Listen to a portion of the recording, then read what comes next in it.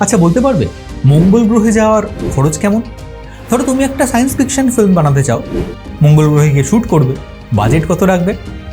নাসার perseverance rover 2020 সালে মঙ্গলে গিয়েছিল, খরচ হয়েছিল প্রায় 25,000 কোটি টাকা।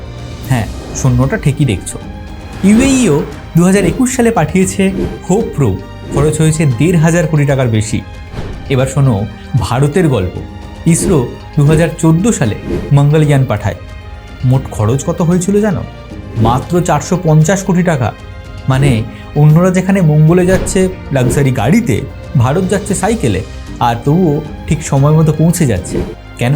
কারণ আমাদের হাতে আছে স্মার্ট পরিকল্পনা, মিতব্যয়ী প্রযুক্তি আর আমাদের অদম্য বিজ্ঞানীরা।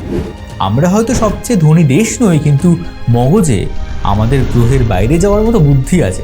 অর্থাৎ কম খরচে বাজিমাত, এটাই হচ্ছে আমাদের ভারতীয় স্টাইল।